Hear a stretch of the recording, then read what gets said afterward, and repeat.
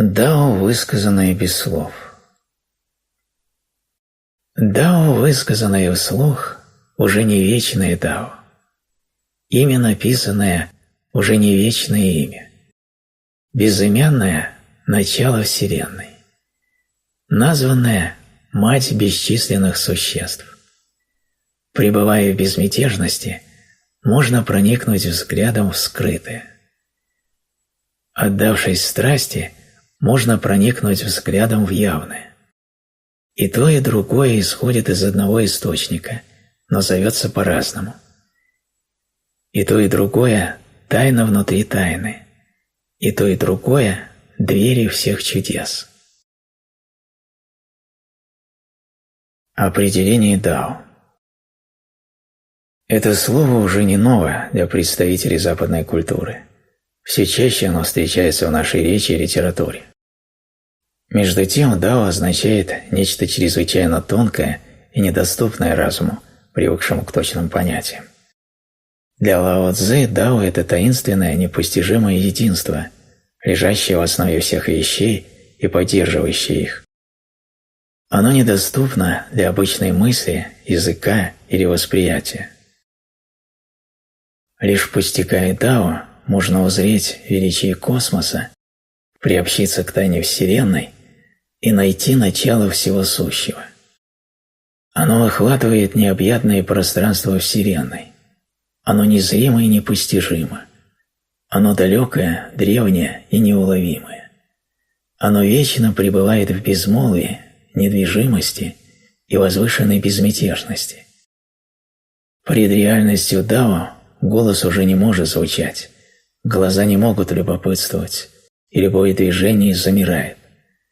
Проникнуть за завесу его тайны невозможно. Философия не в силах дать определение его ускользающему значению. Наука не способна просчитать его потенциал. Постигать дао значит слушать тишину, наблюдать пустоту, пробуждать неподвижность. Это можно уподобить общению с собственным внутренним голосом, пробуждению врожденного таланта, обретению родного дома в царстве вечной красоты. Это возможно, когда нет ни отчуждения, ни страха перед самым мощным проявлением собственной силы. Дать определение дао значит затаить дыхание, сосредоточить внимание, просчитать и отточить свои действия, двигаться бережно и подружиться со своим врагом. Дыхание есть вдохновение жизни. Внимание приводит к сосредоточению, а результатом становится действие. Награда – движение вперед. Враг отступает в тень, и дао пронизывает твою ауру. Дать определение дао значит стоять на высочайшей горной вершине, плавать в океане любви, парить с голубкой над долиной смерти. Ощущать дао значит стоять под прохладным весенним дождем. Видеть дао значит обозревать ландшафт с высокой башни.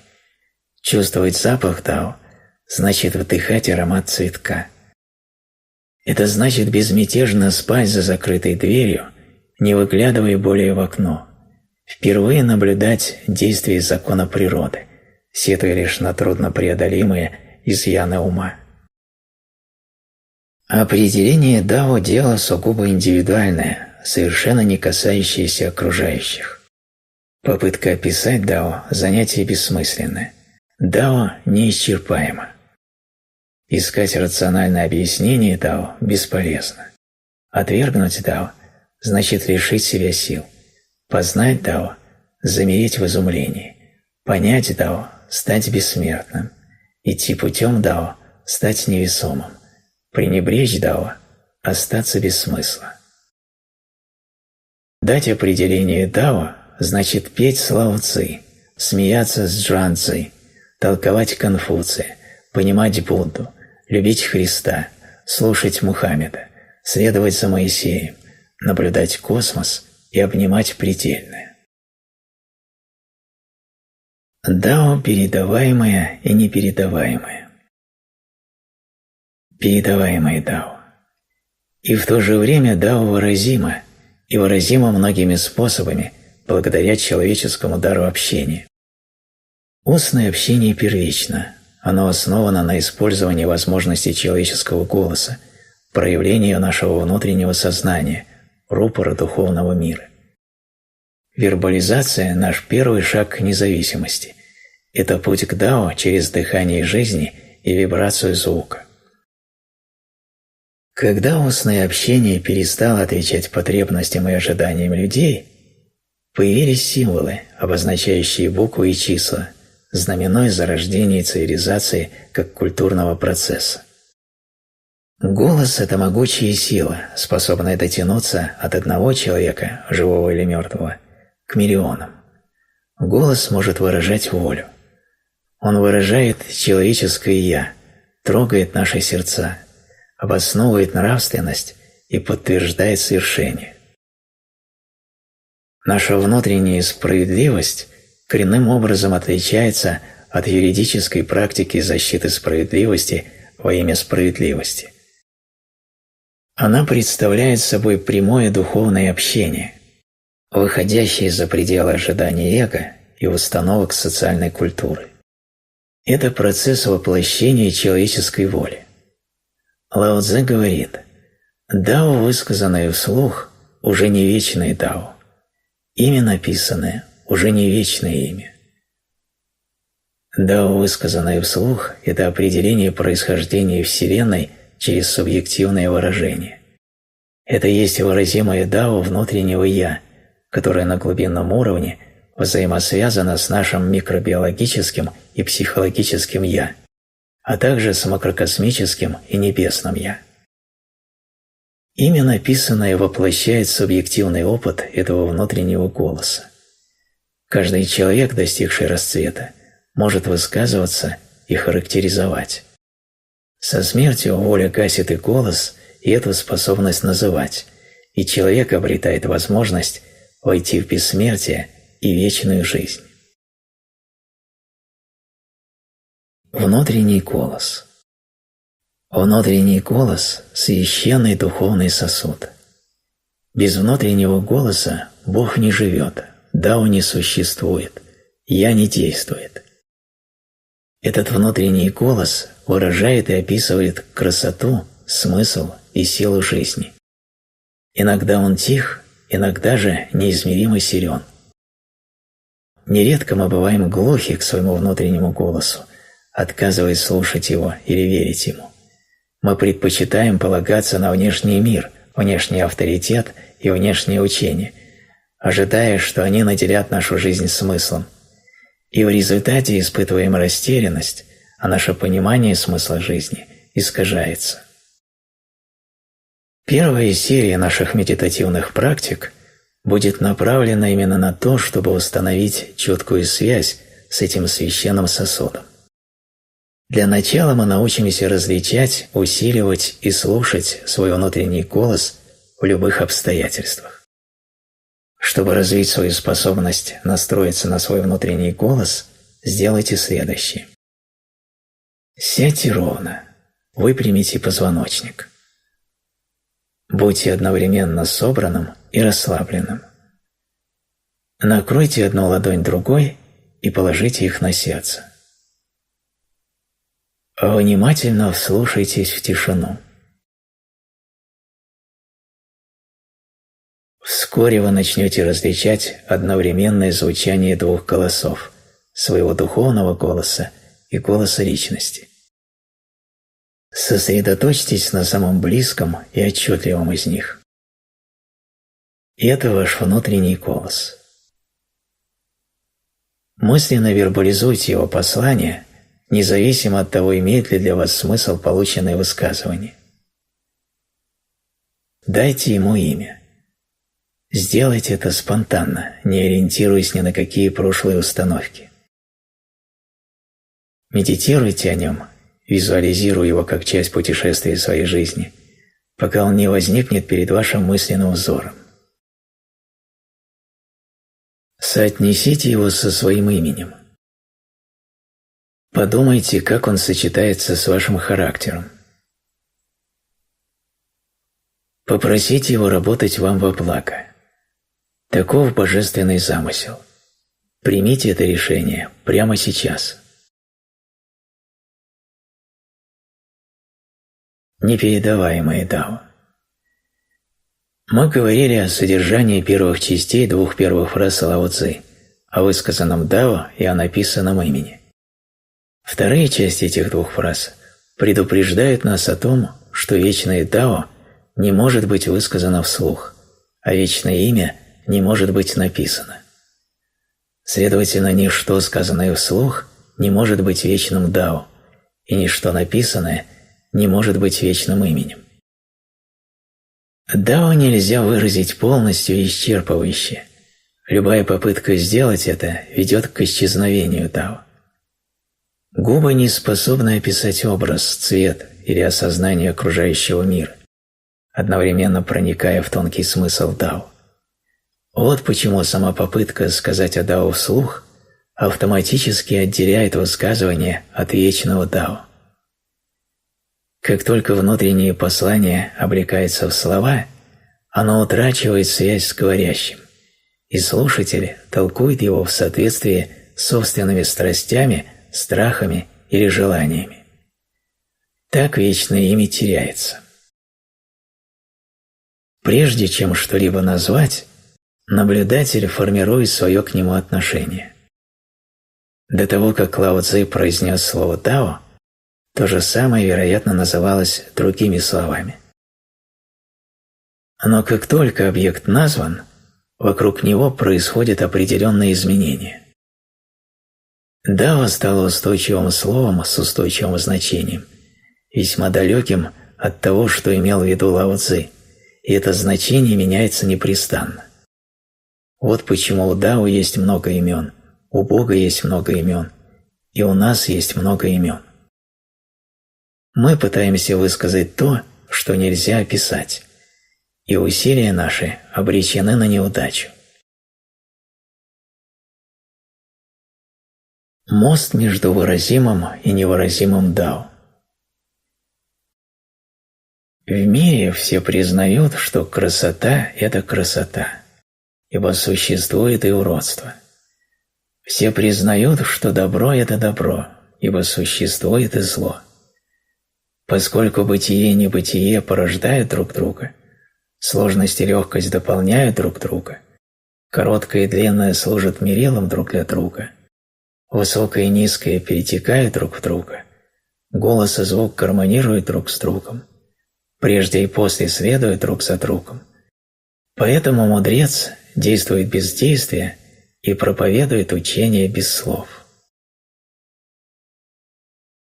Между выразимым и невыразимым Дао, разумом и сердцем, голосом и рукой, существует три моста, которые необходимо перейти: мост внутреннего голоса, мост взаимопонимания между говорящим и слушателем и мост самого языка. Первый мост – это внутренний голос, пример которого – голос младенца. Он не связан с мышлением и рассуждением, есть лишь звук голоса. Это душа Дао, подлинный сокровенный дух человека в данный момент, в данном месте и при данном состоянии сознания. Второй мост – это взаимосвязь, эмпатия и взаимопонимание между говорящим и слушающим. Эта связь может быть вербальной или невербальной. Иногда, когда жители двух разных стран говорят по телефону, значение имеет не содержание произносимых фраз, но сама связь и взаимодействие между людьми. Третий мост – использование языка. Если мысль передается ясно и четко, ошибок быть не должно. Если сообщаемая информация ясна и слушатель понимает каждое слово, значит задача языка успешно выполнена. На протяжении истории человеческой цивилизации в процессе умственного отражения мира мы выросли от простого использования звука своего голоса до сложнейших форм обмена устной, письменной и цифровой информацией. При помощи всемирной сети телекоммуникаций человеческая речь преодолевает огромное расстояние. Таким образом, методы передачи духовных учений кардинально изменились, но только не их источник. Мы остаемся такими, какие мы есть. Каждый проблеск мысли отличается от других проблесков, каждая идея не похожа на другие, но при этом все они остаются лишь проявлениями ума, отражениями души, ведомой духом.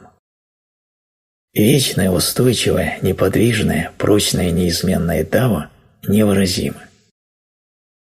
Как же тогда познать Дао? Лишь через внутреннюю безмятежность и желание постичь способны мы открыть вездесущее присутствие. Сохраняя покой и безмятежность, мы познаем его тонкую сущность. Когда же нас манит и соблазняет страсть, мы ограничиваем Дао своими собственными пределами, переживая его как нечто индивидуальное или личное. Если вы расслаблены, свободны от страстей и волнений, ваш взгляд не остановится на пустых занятиях и играх мира. Заблудиться в страстях и возбуждающей игре значит утратить внутреннее равновесие и связь со своим центром. Разыгрывая свои маленькие сценарии, мы оказываемся разделенными. Мы делимся надвое – бытие и небытие, рождение и смерть, красота и уродство, добро и зло. Бытие и небытие порождают друг друга. Сложность и легкость дополняют друг друга. Короткое и длинное служат мерилом друг для друга. Высокое и низкое перетекают друг в друга. Голос и звук гармонируют друг с другом. Прежде и после следуют друг за другом. По большому счету, именно так мир приходит к гармонии. Древние учения помогают нам избежать суждений и предрассудков, а также сохранить невозмутимость. Пара этих противоположностей скрывает тайну. Тайна внутри тайны – это дверь всех чудес. Тайна есть там, где неподвижный центр и центробежное стремление сливаются, уравновешиваются и обретают единство. Тайна есть там, где совершенство и конкуренция мирно переходят в свои противоположности. Тайна есть там, где красота и уродство больше не выглядят ни привлекательными, ни отвратительными, и где стираются различия между добром и злом. Природа Дао. Смотри на него и не увидишь. Оно зовется незримым. Слушай и не услышишь. Оно зовется неслышимым. Тянись и не прикоснешься. Оно зовется неосязаемым. Смотри, но этого недостаточно, чтобы увидеть. Слушай, но этого недостаточно, чтобы услышать. Используй и не истратишь. Дао действует в гармонии без содержания. Будучи используемым, оно пребудет обильным. Этот источник – прародитель несметного. Притупляя острое, расплетая узлы, являясь супругом света, Дао непритязательно, как пыль. Ах, прозрачное, оно кажется вечным. Чтобы понять природу Дао, мы должны прежде понять саму природу, ибо Дао берет начало именно в ней. Даосы смотрят на природу с открытостью и незнанием. Я не знаю, почему это так, и не знаю, почему не так. Я не могу сделать, чтобы было так, и не могу сделать, чтобы было не так. Первая часть этого высказывания говорит о человеческом знании и понимании, вторая – о человеческих способностях и возможностях. Мы не можем превратить ни реку в гору, ни гору в реку. Мы не можем предотвратить движение пластов земной коры, приводящие к рождению гор, и не можем обратить эрозию, порождаемую действием ветра и воды. Из этих знаний о природе следует, что мы не можем ею управлять, не можем изменить ее подлинную природу. Точно так же мы не можем ни познать невыразимое Дао, ни дать ему исчерпывающее название. Лао Цзэ сжато объяснил, что Дао всегда безымянно. Его можно превозносить, но невозможно дать ему название. Дао бесформенно, Оно функционирует в состоянии гармонии без содержания. Такая гармония не может быть воспринята чувствами. Человеческие глаза, уши и руки здесь совершенно бесполезны. Смотри и не увидишь, это зовется незримым. Слушай и не услышишь, это зовется неслышимым.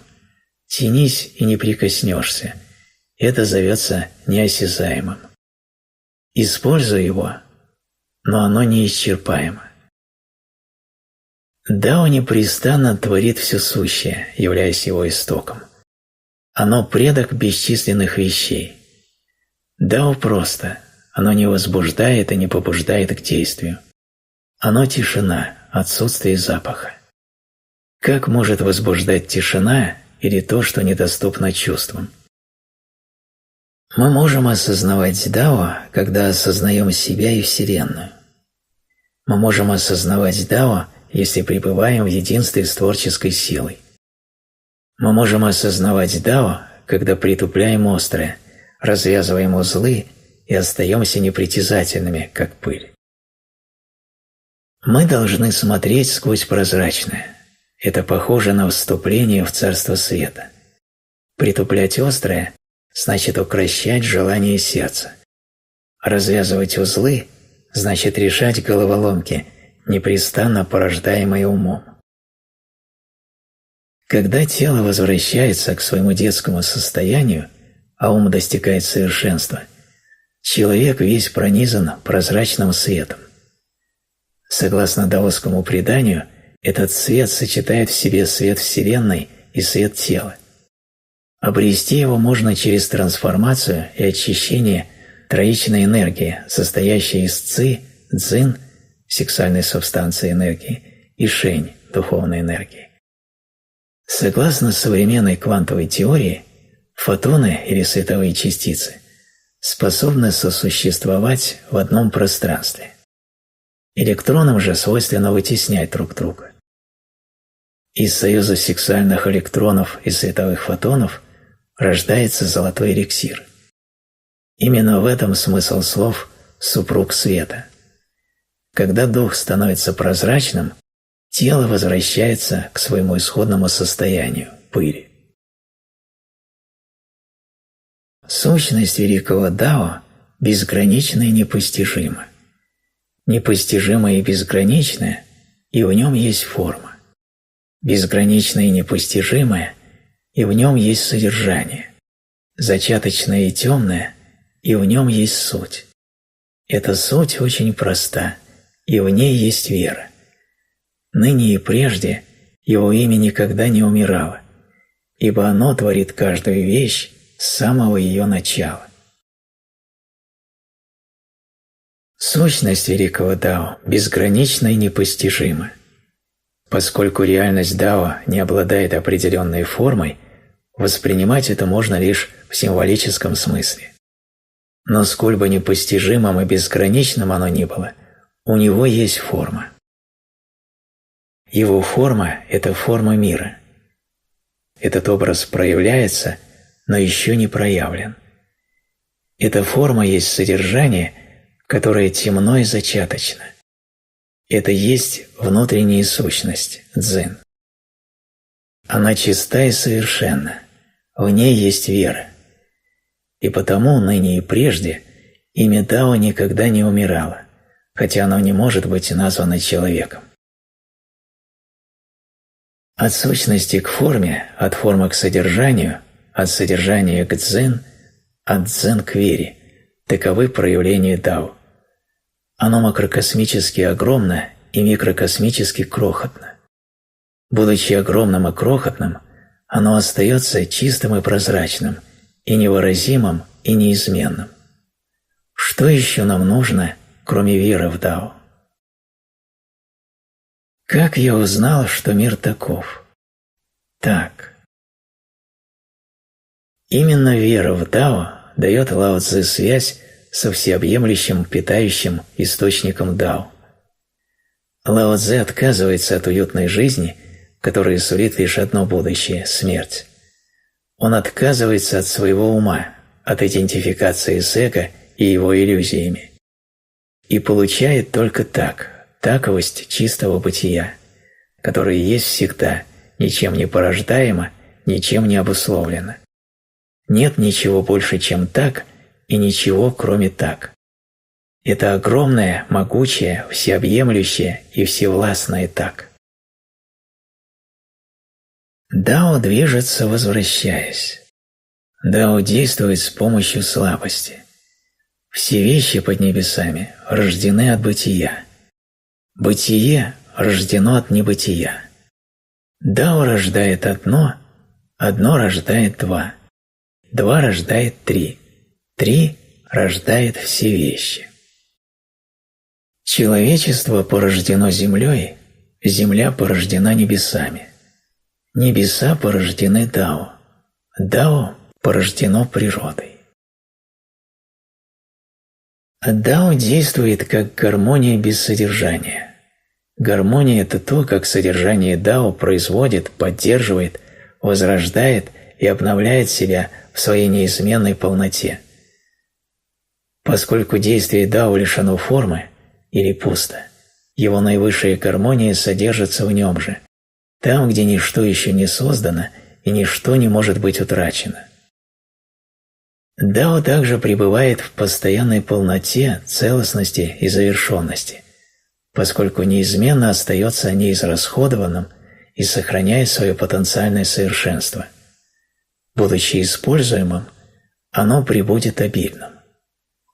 Производя, поддерживая, возрождая и обновляя себя, Дао в то же время использует небо и землю, чтобы постичь свое бесформенное единство, ничто. В своей слабости и пустоте оно действует, сохраняя полноту и совершенство. Этот источник, несомненно, является прародителем того, чему нет числа. Все вещи под небесами рождены от бытия, а бытие рождено от небытия. Это значит, что бытие формирует все вещи, а в истоке этого процесса лежит Дао. От Дао к одному, от одного к двум, от двух к трем, от трех ко всему сущему. Дао единства есть Дао всех вещей. Поэтому у нас есть Дао небес, Дао земли, Дао людей, Дао растений и животных, Дао песка и скал. Все вещи совершенно такими, каковы они есть. Поэтому соперничество любого рода не обладает ни смыслом, ни реальностью. Оно бессмысленно в общей схеме вещей. Современное общество – продукт эволюции от плотоядных хищников до самоутверждающихся и соперничающих индивидуумов. Приобретение и потери обесценивают друг друга. Господин и раб зависят друг от друга. Души-скитальцы, голодные призраки кишат между небом и землей. Стресс – следствие устройства нашего общества. Тревога и заниженная самооценка – та цена, которую нам приходится платить. Если пробужденный ум не восстановит сосредоточенность, душа не вернет себе силу, а доброта и добродетель не обретет новую глубину, личность и общество никогда не станут целостными и здоровыми. Дао движется, возвращаясь. Здесь слово «возвращение» указывает на множество разных вещей. Возвращение тела к своей судьбе, ума к творческому потенциалу, духа к единству. Человечество возвращается к земле, ибо человечество порождено землей. Земля возвращается к небесам, ибо земля порождена небесами. Небеса возвращаются к Дао, ибо небеса порождены Дао. Дао возвращается к природе, ибо Дао порождено природой. Это высшая реальность. Возвращение – основа пути каждого даоса. Лишь практикуя возвращение, мы способны найти путь, верное направление, возможность прийти к своему источнику, обрести единство с Дао. Это верный путь к вратам тайны. Нет в мире ничего, что было бы мягче и податливее воды, но никакая сила и твердость не в силах противостоять ей. Используя ничто, обретаешь простоту. Используя воду, преодолеешь твердое. Используя слабость, преодолеешь силу. Все в мире знают это, но никто не использует. Поэтому мудрецы говорят, кто способен взять на себя позор страны, тот правитель страны. Кто способен взять на себя беды мира, тот правитель мира. Где образец существа, обретшего единство с собой? Как избавиться от себелюбия? Примером может служить вода. Вода дает жизненную силу всем существам. Она питает их, несет им радость, жертвует собой и снова очищает себя. Вода на земле – это жизнь. Ничто не может обрести жизнь и завершить свой путь без воды. В этом и сила и добродетель воды. Она материал, наиболее точно отвечающий природе Дао. Вода мягка и податлива, и ничто не может состязаться с ней. Она занимает большую площадь на планете, чем что бы то ни было. Вода слаба и уступчива, и ничто не может противостоять ее силе. Вода чистая и прозрачна, и ничто не может загрязнить ее, ибо она очищает материю, очищая себя саму. Вода пребывает в гармонии с природой, и нет более сильного успокаивающего средства, ибо ее мрачные состояния всегда уравновешены внутренним покоем. Вода неактивна, и ничто не может быть активнее, чем она. Вода повсюду, всегда в непрестанных странствиях. Вода ни с кем не состязается и покоряет всех. Вода всегда довольна своим жилищем. Проливаясь дождем и кружась снежинками, она неустанно путешествует сквозь времена года. Порождая росы, бури и гололед, существуя в твердом, жидком и газообразном состояниях, она все время меняет форму. Она смывает яды, способные навредить живым существам. Ни с кем не соревнуясь, вода всегда пребывает в мире и покое. Она с радостью говорит о своей сокровенной вере, однако наши ядовитые представления о ней разрушают это успокаивающее действие. Вода живет в своем собственном темпе. Мы же организуем себя по придуманным часам, разрушающим естественные ритмы наших тел. Вода живет в земных существах и является самым значительным веществом на Земле. Ей не нужно ничего доказывать. Ее стратегия – уступчивость, и эта стратегия позволяет ей сохранять гибкость, способность к адаптации и непривязанность. Вода капает или бежит, возвращаясь к своей цели, не нуждаясь в стратегии. Лао Цзэ утверждает, что нет в мире ничего, что было бы мягче и податливее воды. Но никакая сила и твердость не в силах противостоять ей. Используя ничто, обретаешь простоту. Используя воду, преодолеешь твердое. Используя слабость, преодолеешь силу. Всем это известно, но мало кому удается использовать это знание на практике. Далее мудрец говорит: кто способен взять на себя беды мира, тот правитель мира. Материя формируется из хаоса, а он рожден прежде неба и земли. Беззвучный и пустой, одинокий и не имеющий места, готовый стать матерью мира. Я не знаю его имени и зову его Дао. Неохотно я признаю его великим. Великое – это символ. Символ говорит о далеком. Далекое подразумевает возвращение. Дао велико, небеса велики, земля велика, царство велико. В мире существует 4 великих вещи, и царство – одна из них. Возвращая себе молодость через трансформацию жизненной силы в дух, Лао Цзэ тем самым демонстрирует, что материя формируется из хаоса, который был прежде неба и земли. Безмолвный и бесформенный, он одинок и неизменен. Он вечен, он пронизывает собой каждый уголок Вселенной. Он не растет, не изменяется и не угасает. Он мать неба и земли. Лао Цзы говорит сам себе: «Я не знаю, как он называется. Неохотно я даю ему имя Дао и считаю его великим». И все же он по-прежнему недоступен пониманию нашего разума. Облеченный в символы, этот хаос Дао проникает в дух нашего разума. Мы не способны ухватить его, но он постоянно возвращается в образе неба или океана или земли. Дао воистину велико, и небо велико, столь же велика земля. Несомненно, велико и царство. Знать, что ты не знаешь всего, есть величие.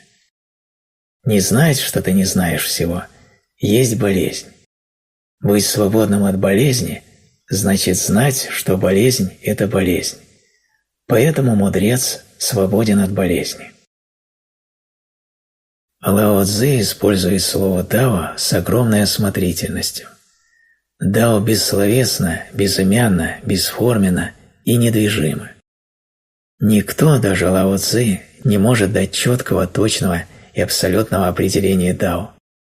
Он не может дать описание дао, поскольку знать, что ты не знаешь всего, есть величие. Не знать, что ты не знаешь всего, есть болезнь. Лао Цзы разумно заключает, что лучшее, что он может, назвать это явление дао. Слово дао – это просто звук, сорвавшийся с губ Лао Цзы. Он не выдумал его, просто сказал наугад. Естественно, Лао Цзы необходимо было использовать звук или слово, но когда появляется понимание, слова исчезают, в них нет более необходимости. Когда же появляется светлый дух, исчезает и понимание. Что выберешь ты?